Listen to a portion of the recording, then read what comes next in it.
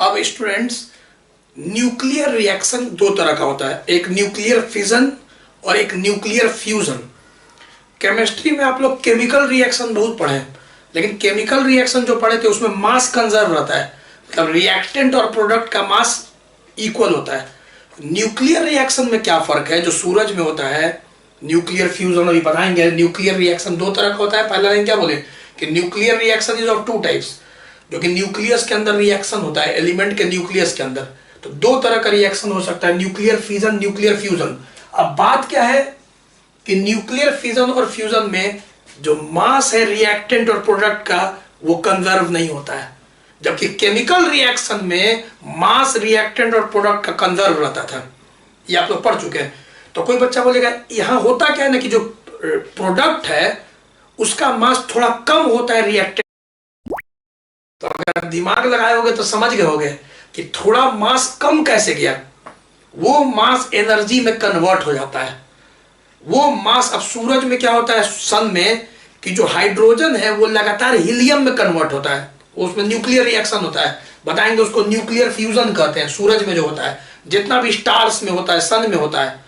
और जब hydrogen helium में कन्वर्ट होता है तो कुछ मास गायब, तो गया कहां, वो मास कन्वर्ट हो गया एनर्जी में। इनॉर्मस अमाउंट ऑफ एनर्जी मिलता है सूरज से हम लोग को। तो याद रखिएगा, न्यूक्लियर रिएक्शन में point to be noted, mass convert होता है एनर्जी से बाय द रिलेशन आइंस्टाइन जो दिया था, E is equal to mc², और वही इनॉर्मस अमाउंट ऑफ एनर्जी मिलता है और मास कंजर्व्ड नहीं होता है। चलिए, तो क्या होता है न्यूक्लियर फ्यूजन, एक तरह का न्यूक्लियर रिएक्शन है। क्या होता है न्यूक्लियर फ्यूजन, एक तरह का न्यूक्लियर रिएक्शन है।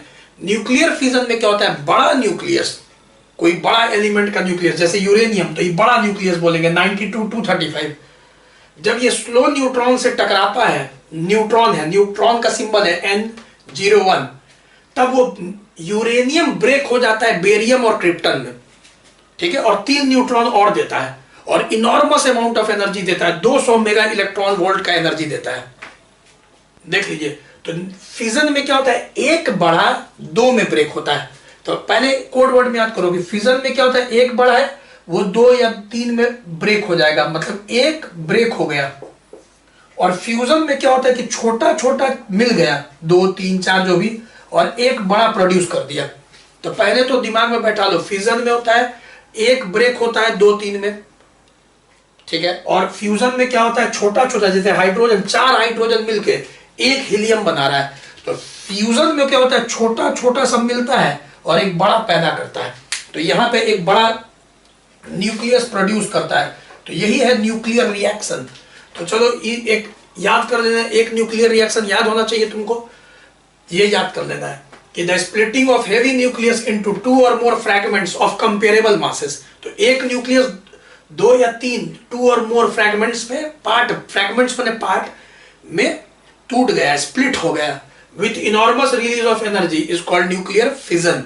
न्यूक्लियर फ्यूजन क्या होता है, द न्यूक्लियर रिएक्शन इन विच 2 और मोर लाइटर न्यूक्लियर, 2 या 2 से अधिक छोटा छोटा न्यूक्लियस, जैसे हाइड्रोजन जब छोटा न्यूक्लियस है, वो मिलता है, कंबाइन करता है to form a heavy nucleus. अब इसके कंपैरिजन में तो हेवी है ना, हाइड्रोजन के कंपैरिजन में हीलियम हेवी है। Nucleus with release of large amount of energy, enormous amount of energy, is known as nuclear fusion. इसमें भी एक रिएक्शन याद करो, रिएक्शन बहुत होता है। एक याद रखो कि सूरज में, स्टार में 4 हाइड्रोजन मिलके एक हीलियम बनाता है, 2 पॉजिट्रॉन देता है। सब एटॉमिक पार्टिकल है। पॉजिट्रॉन, कभी कभी इसको पॉजिटिव इलेक्ट्रॉन भी बोलते हैं, ठीक है। इसका भी मास नहीं होता है, चार्ज प्लस E 1E होता है। तो पॉजिट्रॉन 2 पॉजिट्रॉन देता है, 2 न्यूट्रिनो, ये न्यू ही का सिंबल है। न्यूट्रिनो भी सब एटॉमिक पार्टिकल, ये सब छोटा छोटा पार्टिकल है। न्यूट्रिनो का न मास होता है न चार्ज होता है। और गामा पार्टिकल फोटोन को बोलते हैं, उसका भी चार्ज और मास नहीं होता है। न्यूट्रिनो का मास होता है बहुत नेग्लिजिबल, गामा पार्टिकल का को फोटोन ही को बोलते हैं। फोटोन पढ़ा है ना, पैकेट ऑफ एनर्जी। तो छोटा छोटा वो सब भी फोटोन, गामा पार्टिकल बोलते हैं। तो 2 न्यूट्रिनो, 2 गामा पार्टिकल और 25 mega electron volt energy release करता है। तो ये 2 रिएक्शन तुम लोग याद रखना। न्यूक्लियर रिएक्शन 2 तरह का होता है, न्यूक्लियर फिजन और न्यूक्लियर फ्यूजन। फिजन में 2 और मोर स्प्लिट करता है, एक 2 और मोर फ्रैगमेंट्स में, और इसमें 2 और मोर लाइट न्यूक्लियर कंबाइन करता है टू फॉर्म अ ठीक है ना, heavy nucleus with release of enormous amount of energy. और एक एक रिएक्शन याद कर लेना, ठीक है, पॉजिट्रॉन, न्यूट्रिनो, गामा पार्टिकल, बस ये याद कर लो। क्लियर? तो अब इसको नोट्स करो, एटम और न्यूक्लियर को स्ट्रॉन्ग करो, जितना भी चीज पढ़ाए हैं, ठीक है। अब हम लोग इन करेंगे सेमी कंडक्टर में। Okay, take care.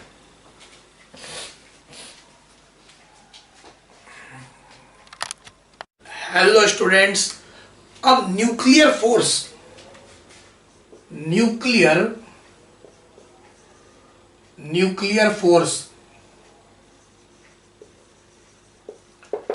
फोर्स क्या होता है? न्यूक्लियस के अंदर जो प्रोटॉन और न्यूट्रॉन के बीच में जो फोर्स होता है उसको न्यूक्लियर फोर्स कहते हैं, ठीक है। मतलब it is force between protons and neutrons, या सीधे लिख सकते हैं न्यूक्लियॉन्स इनसाइड द न्यूक्लियस। तो it is force between the nucleons, बताए थे ना, न्यूक्लियॉन्स, प्रोटॉन और न्यूट्रॉन को एक साथ न्यूक्लियॉन्स कहते हैं।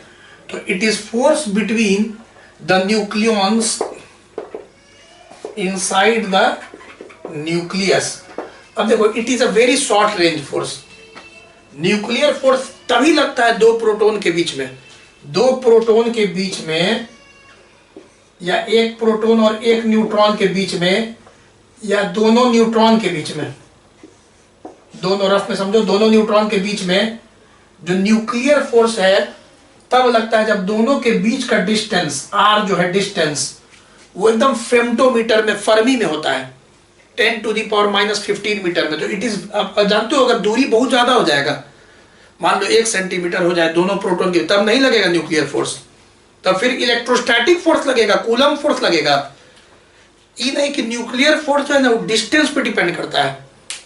अगर दो प्रोटॉन दो न्यूट्रॉन के बीच का जो डिस्टेंस है बहुत कम हो और उसका ऑर्डर बोलेंगे 10⁻⁻15 मीटर, तभी न्यूक्लियर फोर्स लगता है। अगर सेपरेशन बहुत ज्यादा हो गया तो फिर न्यूक्लियर फोर्स नहीं लगता है, फिर इलेक्ट्रोस्टैटिक फोर्स लगता है, कूलम फोर्स लगता है। ये बात अब बताए थे तुम लोग को लिमिटेशन ऑफ कूलम्स लॉ में, मतलब चैप्टर 1 में। तो it is a very short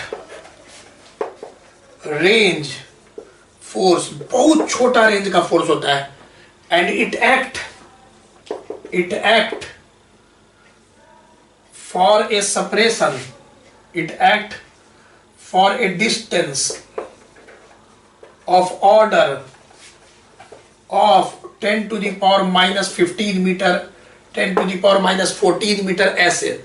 separation अगर ज्यादा हुआ, सेंटीमीटर वगैरह में है, तो न्यूक्लियर फोर्स लगेगा ही नहीं, ठीक है। जब दो प्रोटॉन दो न्यूट्रॉन, या एक प्रोटॉन न्यूट्रॉन बहुत नजदीक हो, दोनों के बीच का सेपरेशन इस ऑर्डर का हो, तभी लगता है 10⁻⁻15 मीटर, 10⁻⁻14 मीटर, मतलब इस तरह का रहता है दूरी, तभी लगता है 10⁻⁻15 मीटर, 10⁻⁻14 मीटर, तभी लगता है। तो याद रखना न्यूक्लियर फोर्स। अब बहुत इंपॉर्टेंट क्या है, ग्राफ है, एक ग्राफ है, graph between potential energy, graph between potential energy and distance separation between two nucleons. Important है, ग्राफ आएगा एग्जाम में इस बार, ठीक है। Graph between potential energy and separation between two nucleons. अब यहां तो तुम देख लिए कि मान लो सेपरेशन, दो न्यूक्लियॉन के बीच का सेपरेशन r है, ठीक है, और पोटेंशियल एनर्जी में ग्राफ बनाना है। आराम समझना। आओ थोड़ा सा फोर्स के बारे में पहले डिस्कशन करें, फिर समझाते हैं ग्राफ। देखो, हम तुमसे अगर पूछे कि न्यूक्लियर फोर्स, ठीक है, जो कि दो प्रोटॉन के बीच में, या प्रोटॉन न्यूट्रॉन, या न्यूट्रॉन अट्रैक्टिव होता है कि रिपल्सिव होता है, सुनाई दिया क्वेश्चन? अट्रैक्टिव होता है कि रिपल्सिव होता है कि जीरो होता है? 3 ऑप्शन है। आंसर है तीनों पॉसिबिलिटी है। अट्रैक्टिव भी हो सकता है, रिपल्सिव भी हो सकता है, जीरो भी हो सकता है। ये बात हम तुम लोग को 11th में इलास्टिसिटी में बताए थे। क्या बताए थे कि दो एटम के बीच का, दो मॉलिक्यूल के बीच का जो नेचर होता है, फोर्स का नेचर, वो स्प्रिंग की तरह होता है। याद करो, तो दो न्यूक्लियॉन के बीच में भी जो फोर्स होता है वो स्प्रिंग की तरह होता है, स्प्रिंग नेचर का होता है। स्प्रिंग, जैसे ये स्प्रिंग है, स्प्रिंग लगा दो। अभी मान लो स्प्रिंग को कोई नहीं छू रहा है, तो हम बता चुके अभी नेचुरल लेंथ पे मान लो स्प्रिंग। अब हम लोग 11th में पढ़े स्प्रिंग फोर्स, कोई भी बच्चा सोच सकता है कि स्प्रिंग अभी नेचुरल लेंथ पे। नेचुरल लेंथ पे मतलब ना स्प्रिंग को कोई खींचा है, इलोंगेट किया है, ना कोई कंप्रेस किया, ना दबाया है। तो अभी जब स्प्रिंग को कोई छू ही नहीं रहा है, वो अपने नेचुरल लेंथ पे है, अनडिस्टर्ब्ड लेंथ पे है, तो अभी स्प्रिंग फोर्स होगा ही नहीं। तो मान लेते ये डिस्टेंस को अभी आर नॉट, ये आर नॉट इक्विलिब्रियम डिस्टेंस हो गया। बताएंगे न्यूक्लियस के केस में जो आर नॉट है 0.8 फेम्टोमीटर होता है, फर्मी 0.8 फर्मी होता है। ये इक्विलिब्रियम डिस्टेंस है दो न्यूक्लियॉन के बीच का। मतलब कि अगर इतने दूरी पे दो न्यूक्लियॉन है तो उन दोनों के बीच का जो फोर्स है नाइदर अट्रैक्टिव नॉर रिपल्सिव, ना अट्रैक्टिव होगा ना रिपल्सिव होगा, इक्विलिब्रियम में होगा, नेट फोर्स जीरो। कब? अगर दो न्यूक्लियॉन के बीच का डिस्टेंस आर नॉट होगा 0.8 फेम्टोमीटर, ठीक है, या फर्मी। अब टक टक टक टक टक टक टक टक टक टक। अब बताओ, अब स्प्रिंग की तरह सोचो, अगर स्प्रिंग को इलोंगेट किया जाए, इलोंगेट किया जाए, फैला दिया जाए, तो बताओ स्प्रिंग फोर्स कहां आएगा? अंदर। वैसा ही होता है बेटा न्यूक्लियर फोर्स। अगर ये डिस्टेंस जो है आर, अभी हम याद रखना, मतलब स्प्रिंग समझा रहे लेकिन है प्रोटॉन ही मान लो ये दो, ठीक है। तो वो तो नेचर बता रहे ना कि जो दो न्यूक्लियॉन के बीच का जो नेचर है स्प्रिंग की तरह होता है, मेन तो वही है। तो मान लेते हैं कि भाई आर, अब आर क्या हो गया? बड़ा हो गया। किससे? इक्विलिब्रियम आर नॉट से, नेचुरल लेंथ से बड़ा हो गया। तो अब स्प्रिंग फोर्स क्या होगा? अट्रैक्टिव होगा। तो वैसा ही न्यूक्लियर फोर्स भी होता है कि अगर दो न्यूक्लियॉन के बीच का डिस्टेंस 0.8 फेम्टोमीटर से ज्यादा हो गया तो वो अट्रैक्टिव होता है। सोचो ना कितना भगवान तेज है, कितना तेज है कि दो जैसे ही प्रोटॉन बिछड़ रहा है, दूर जा रहा है, तो न्यूक्लियर फोर्स होता है पास आओ, इक्विलिब्रियम में रहो, ज्यादा दूर मत जाओ, बिछड़ो मत। और अभी बताएंगे अगर ज्यादा पास आएगा तो कोलैप्स भी तो कर सकता है न्यूक्लियस। तो फिर अगर पास आएगा तो बोलेगा ये दूर जाओ। चाहेगा हमेशा इक्विलिब्रियम पे रहना, जैसे स्प्रिंग हमेशा चाहता है क्या? अपने नेचुरल लेंथ पे इक्विलिब्रियम पे रहना। उसी प्रकार न्यूक्लियॉन्स भी चाहता है इक्विलिब्रियम पे रहना। ज्यादा दूर जाएगा तो खींच के पास लाएगा, ज्यादा पास आएगा तो खींच के दूर ले जाएगा। अब बोलेगा इक्विलिब्रियम पे रहो, 0.8 फेम्टोमीटर पे रहो, ठीक है। तो उसी प्रकार से अगर हम लोग यहाँ पे देखें कि अगर भाई कंप्रेस कर दिए, तो जब स्प्रिंग कंप्रेस होता है तो सब जानते हैं कि यहाँ पे रिपल्सिव नेचर हो जाएगा, फोर्स रिपल्सिव नेचर का हो जाएगा। यहाँ पे अट्रैक्टिव नेचर का हुआ था। ये कब होगा? जब आर लेस होगा किससे? आर नॉट से, इक्विलिब्रियम डिस्टेंस आर नॉट से, ठीक है। तो ये बहुत इंपॉर्टेंट था कि जो न्यूक्लियर फोर्स है can be attractive, can be repulsive, can be zero, depending upon the separation. तो वही सेपरेशन है आर, वही सेपरेशन है आर फर्मी में, फेम्टोमीटर में। और पोटेंशियल एनर्जी के बीच में ग्राफ बनाया गया है। पोटेंशियल एनर्जी है मेगा इलेक्ट्रॉन वोल्ट में, ठीक है। ये ग्राफ कुछ इस तरह का आया, पहले रुक जाओ, 1 2 3 1 2 3, 1 फर्मी, 2 फर्मी, 3 फर्मी, इस तरह का। और यहाँ पे एक 0.8 पे यहाँ पे पहले हम कर लें। अब ये देखो ग्राफ इस तरह का ग्राफ है, दिस इज वेरी इंपॉर्टेंट। यहां पे ग्राफ में देखना क्या कि जो लोएस्ट पॉइंट है, रुक जाओ एक मिनट, यहां से ग्राफ, अब ठीक है। अब जो लोएस्ट पॉइंट है, लोएस्ट पॉइंट, इस ग्राफ का लोएस्ट पॉइंट देखो, ये लोएस्ट पॉइंट आता है आर नॉट पे। पोटेंशियल एनर्जी जब सबसे मिनिमम होता है तो स्टेबल इक्विलिब्रियम, पोटेंशियल एनर्जी सबसे मिनिमम लिखा हुआ एनसीईआरटी -100 पे, यहाँ +100 मेगा इलेक्ट्रॉन वोल्ट में। याद करना है कि पोटेंशियल एनर्जी सबसे मिनिमम जब होता है तो नेट फोर्स जीरो होता है। यहाँ पे नेट फोर्स जीरो होगा, यहाँ पे आर नॉट, ये पॉइंट है 1 के थोड़ा सा इधर, तो आर नॉट कितना है? 0.8 फर्मी। यहीं पे दो न्यूक्लियस स्टेबल इक्विलिब्रियम में होता है। क्या चीज में होता है? स्टेबल इक्विलिब्रियम में, ठीक है। मतलब कि यहाँ पे force neither attractive nor repulsive, आराम से है। लेकिन अगर 0.8 से ज्यादा हुआ डिस्टेंस तो फिर अट्रैक्टिव नेचर हो जाएगा।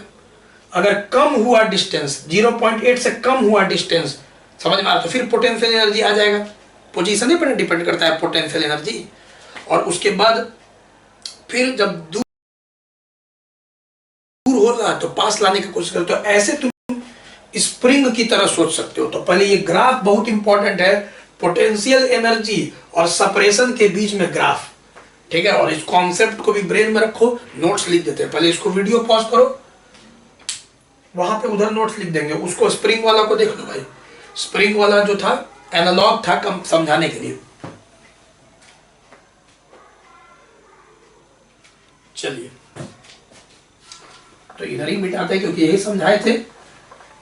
तो चलिए, अट्रैक्टिव भी हो सकता है, रिपल्सिव भी हो सकता है, जीरो भी हो सकता है।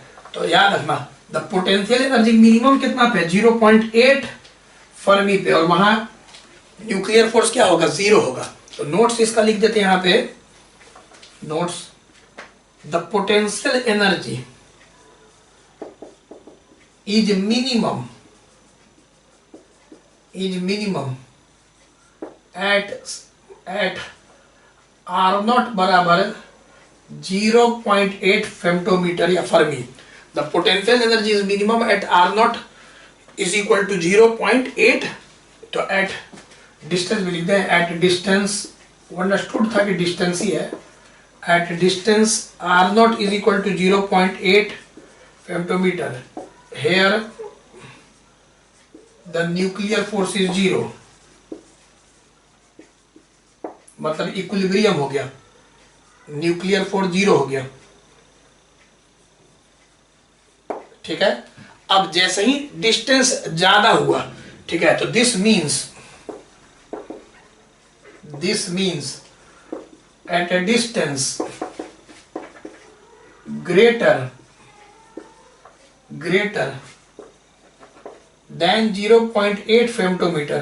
तो अगर डिस्टेंस ग्रेटर हुआ तो अंदर attractive, this means at a distance greater than 0.8 femtometre the nuclear force will be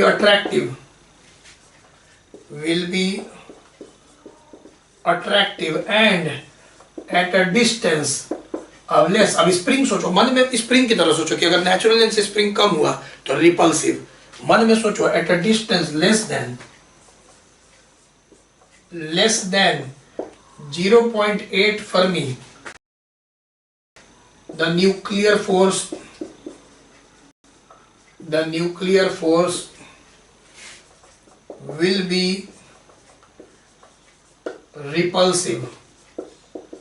तो ये याद करना, ये नोट्स भी याद करना, ये ग्राफ भी याद कर लेना कि मिनिमम पोटेंशियल एनर्जी पे फोर्स 0 होता है, फिर वो 0.8 फर्मी पे, फिर इधर आओगे तो डिस्टेंस बढ़ेगा तो फोर्स अट्रैक्टिव, इसके इधर जाओगे तो फोर्स घटेगा, पोटेंशियल एनर्जी, हाँ डिस्टेंस घटेगा तो फोर्स रिपल्सिव।